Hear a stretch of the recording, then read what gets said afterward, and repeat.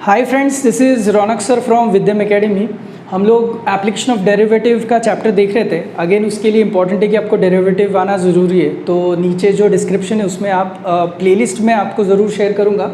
Just देखो अगर आपको कहीं डेरिवेटिव के बेसिक कॉन्सेप्ट में कहीं पे इशू आ रहा है तो चलो स्टार्ट करते हैं। आज फाइंड करने वाले हम लोग टेंजेंट नॉर्मल की ही कॉन्सेप्ट है, और उसी कॉन्सेप्ट में आगे जाके हम लोग किस तरीके से पॉइंट फाइंड करना है कर्व पे, ये देखने वाले। तो चलो पहले सम के लिए जाता हूँ मैं।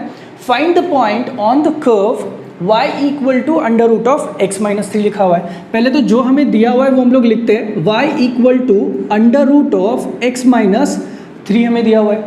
उसके साथ साथ वेयर द टेंजेंट। अब मुझे बताओ, पहले तो हम लोगों ने टेंजेंट के लिए देखा था कि उसका जो स्लोप होता है that is dy by dx होता है। ओके, तो कर्व दिया हुआ है, where the tangent word use किया हुआ है। तो एक काम करते हैं, इसका हम लोग पहले dy by dx find out करने की कोशिश करते हैं। Now just have a look at it. यहाँ पे रूट में टर्म है। रूट थोड़ा सा कॉम्प्लिकेटेड होता है जब हम लोग सम को सॉल्व करते, तो हम लोग क्या करेंगे, स्क्वायरिंग बोथ द साइड्स अगर मैं करूँ यहाँ पे, तो देखो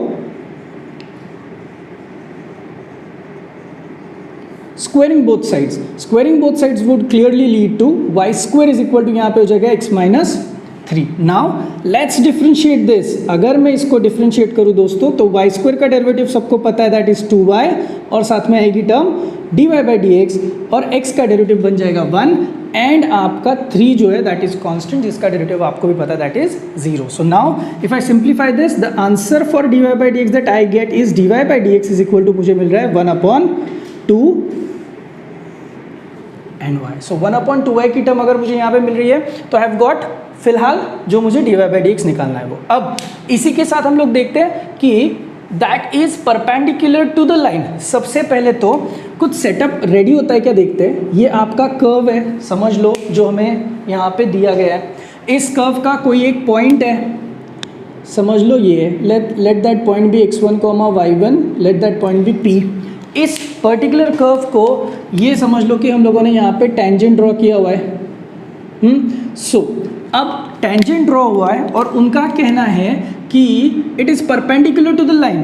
अब यहाँ पे कहीं पे एक लाइन है जो कि है 6x प्लस 3y माइनस 5। सो ये दोनों लाइंस जो आपको एक ब्लैक कलर की और ग्रीन कलर की दिख रही है, ये एक दूसरे को परपेंडिकुलर है। तो कुछ प्रॉपर्टी पता है आपको, जब दो लाइंस एक दूसरे को परपेंडिकुलर रहते हैं तो उनका स्लोप, फॉर एग्जांपल अगर मैं इस टेंजेंट का स्लोप m1 कंसिडर करूं, तो इस लाइन का स्लोप m2 कंसिडर करूं, तो always remember that m1 into m2 का जो आंसर आता है that is always equal to क्या रहता है, -1 रहता है। विद द सिमिलर स्ट्रेटेजी, अभी तो फिलहाल अगर मैं इसको टेंजेंट का स्लोप कंसिडर कर रहा हूँ, तो I will consider this has to be what, m1 consider करते हैं। अब कोई और दूसरा वे आउट है जिससे हम लोग इसको सॉल्व कर पाए। देखो, अब हमें दी गई है line, for line what we can write is 6x plus 3y minus 5 is equal to 0।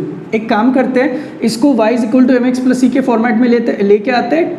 3y is equal to minus 6x, और यहाँ पे दिखाई देगा मुझे प्लस 5। तो अगर मैं सिंप्लीफाई करूँ तो I get y is equal to minus 6/3x plus मुझे दिखाई दे रहा है 5/3। नाउ ये 3 और 6 कैंसिल होके यहाँ पे आई गेट 2।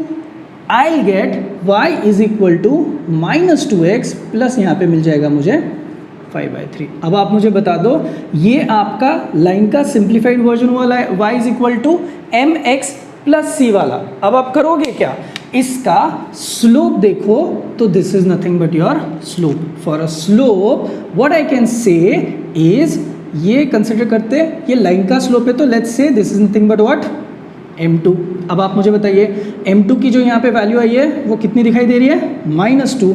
अब जितना लॉजिक हम लोगों ने अभी भी डिस्कस किया, m1 का m2 के साथ मल्टीप्लिकेशन होने के बाद हम लोगों का परपेंडिकुलर केस में आंसर कितना आना चाहिए था, -1। So with the similar logic, अब मैं इस m1 को इस m2 के साथ मल्टीप्लाई करने की कोशिश करूंगा। So if I multiply m1 with m2, what do I get, I get m1 m2 is equal to -1। तो देखो m1 की यहाँ पे वैल्यू ऑलरेडी 1/2y हम लोग निकाल चुके हैं। m2 की वैल्यू अभी अभी आई है, that is -2 is equal to मुझे दिखा -1। So minus minus got cancelled, और यहाँ पे 2 और 2 भी कैंसिल हो गया, तो मुझे यहाँ पे y का जो नोटेशन मिला दोस्तों that is clearly equal to कितना मिला, 1। So if I got y as 1। अब नेक्स्ट जॉब हमें करना है इज टू फाइंड, देखो क्या करना है, पॉइंट फाइंड आउट करना है। पॉइंट मतलब क्या होता है, कोऑर्डिनेट्स, मतलब क्या, x और y को फाइंड आउट करना है। तो यहाँ पे y की वैल्यू ऑलरेडी मेरी आ चुकी है। अब now what I will do is that, इस y की वैल्यू को मैं इस लाइन की इक्वेशन में कहीं सब्स्टिट्यूट करके देखता हूँ, या फिर सबसे इजी चांस है मेरे पास, y is equal to under root of x minus 3 already दिया गया है। So if I put y की जगह पे 1, so y is equal to under root of x minus 3, ये मेरी इक्वेशन है। यहाँ पे y की जगह पे अगर मैंने 1 सब्स्टिट्यूट किया तो what do I get, under root of कितना होगा यहाँ पे x माइनस 3। सो ये दो चीज़ें मैच होने के लिए आपको पता है, मुझे भी पता है, ये चीज़ 1 होना ज़रूरी है, इसका मतलब x का वैल्यू कितना आना ज़रूरी है, 4। सो y की वैल्यू मिली मुझे 1 और यहाँ पे x की value 4। So I got my point, the point is nothing but 4, comma कितना मिला, 1। So that's how the some is finished. Second sum, find the points on the curve y is equal to x cube minus 2x square minus x where the tangents are parallel to दिया हुआ है 3x minus Y plus 1 is equal to 0 के लिए। अब पहली चीज़ हमें क्या करनी होगी, जो दिया हुआ है वो y आप लिख लो। सो x cube minus 2x square minus x आ जाएगा। आपको पता है जहाँ पे भी टेंजेंट वर्ड आता है पहला काम हम लोग करेंगे डिफरेंशिएशन वाला, तो वही काम मैं यहाँ पे कर रहा हूँ। So let's differentiate it with respect to x, तो हमें मिल जाएगा लेफ्ट में dy बाई डी एक्स।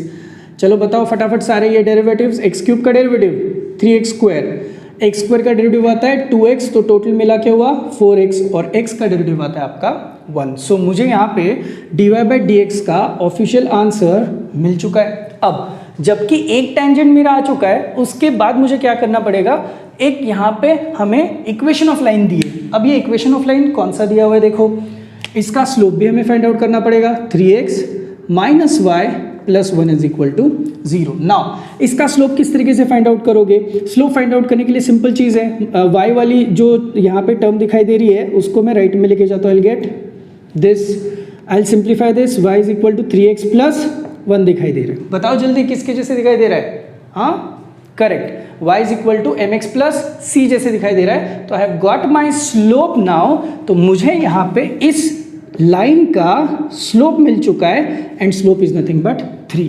अब देखो this is the slope which is 3, this is the tangent का slope which is D Y by D X. हमें बोला गया है ये दो जो लाइंस है वो एक दूसरे को पैरेलल है। पैरेलल का मतलब क्या होता है, पैरेलल मतलब ये दोनों वैल्यू सेम है। इसका मतलब है आई कैन क्लियरली कंक्लूड कि D Y by D X की वैल्यू जो है वो कितनी दी गई है, 3 आएगी। So if I get value of D Y by D X as 3, ये अब मैं यहाँ पे लिखने की कोशिश करूंगा। तो देखो मुझे किस तरीके से इक्वेशन में लिखने के बाद दिखाई देगा, D Y by D X की वैल्यू 3 सब्स्टिट्यूट कर रहा हूँ। So 3 is equal to 3x square minus 4x minus 1, ये 3 आप राइट साइड में लेके जाइए, 3x square minus 4x minus 4 is equal to कितना हुआ दोस्तों, 0 हुआ। सो अब यहाँ पे आपको सिर्फ और सिर्फ x की टर्म दिखाई दे रही है, वो भी हाँ करेक्ट क्वाड्रेटिक इक्वेशन है। तो क्वाड्रेटिक इक्वेशन के रूट्स कैसे निकाले जाते हैं, सर मुझे कुछ याद आ रहा है, क्या याद आ रहा है, minus B plus minus under root B square minus 4 ये सब A C upon two Y से। यार बहुत ट्रेडिशनल हो गया वो, इसको कुछ अदर वे राउंड मेथड निकालते हैं, तो आप इसको स्प्लिटिंग द मिडिल टर्म की कॉन्सेप्ट के हिसाब से लिख सकते हो ना, 3x स्क्वायर, ये जो 4x की टर्म है ना माइनस 4x की, मैं उसको तोड़ रहा हूँ दोस्तों, स्प्लिट कर रहा हूँ। तो स्प्लिटिंग द मिडिल टर्म के हिसाब से मैंने माइनस 4x को लिखा माइनस x प्लस 2x। ये तो आप भी एडजस्टमेंट कर सकते हो, प्रैक्टिस से आ जाएगा। Let's have 3x in common,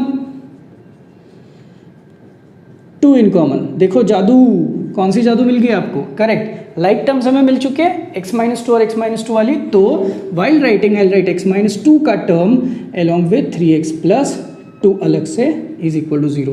simplifying this, आप हेल्प कर ही रहे हो, x की वैल्यू इधर 2 मिलेगी या फिर x की वैल्यू 2 उधर जाने के बाद 2 डिवाइडेड बाई कितनी मिलेगी, 3। सो आई हैव गॉट 2x का वैल्यूज जो कि है 2n माइनस 2/3। नाउ अब आपके दिमाग में आया होगा, हमें तो पॉइंट्स फाइंड करने के लिए बोले हुए और हम लोगों ने 2 फाइंड कर लिए। भाई मेरे, जब पॉइंट्स फाइंड आउट करना होता है तो आपको x एज वेल एज क्या फाइंड आउट करना होता है, y भी तो फाइंड आउट करना पड़ता है। तो कहाँ से उठाओगे, करेक्ट, ओरिजिनल y की इक्वेशन हम लोग अब सब्स्टिट्यूट करेंगे उसमें x की वैल्यूज।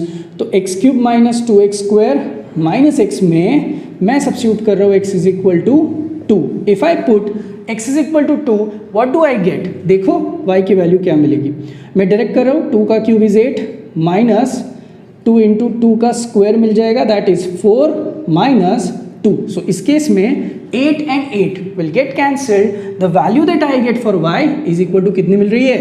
-2 मिल रही है. तो दोस्तों जैसे मैंने किया हुआ है उसी तरीके से आप मुझे फास्ट फॉरवर्ड बताइए x की वैल्यू ऑफ सेकेंड -2/3 पुटअप करने के बाद क्या सीन होने वाला है. So if I put x की जगह पे -2/3, y मुझे मिल जाएगा, जल्दी से देखो, -8 क्यूब कर रहा हूँ मैं डायरेक्टली, बाई 27, -2 स्क्वायर है तो 4/9. माइनस ऑफ माइनस होता है तो पहले तो लिख लेते, बाद में सिंप्लीफाई करते. Now everything with the base 27 अगर मैं करूं तो आप मुझे सपोर्ट कर रहे हो, ये -8 है, यहाँ पे वापस से -8 हुआ लेकिन नीचे 9 है, तो 27 के लिए you have to multiply by 3, so becomes -24 दोस्तों. एंड देन ये प्लस साइन आएगी, 2 को हमें 9 से मल्टीप्लाई करना पड़ेगा नीचे 27 आने के लिए, सो becomes 18. Now 18 minus 8 becomes 10 minus 24 becomes -14, and I get my answer has to be -14/27, which is my y का वैल्यू. तो अब कुछ फाइनल वैल्यूज लिखी जाए. यस, तो जो फाइनल पॉइंट्स आपके आएंगे वो मुझे जो दिख रहे हैं दैट इज 2 और -2 के साथ साथ आएगा -2/3 के साथ -14/27. तो आया समझ में? That's all. इस तरीके से सम को सॉल्व करना था. तीसरा सम देखते हैं दोस्तों. A particle moves along the curve 6y is equal to x³ + 2.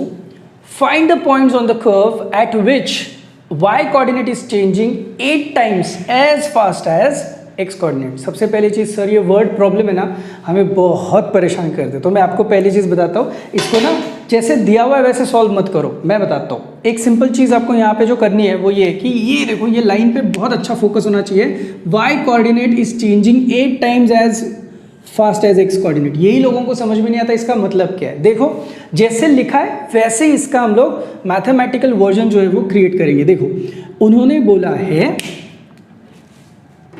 Just a second, y coordinate is, देखो, changing 8 times as fast as x coordinates.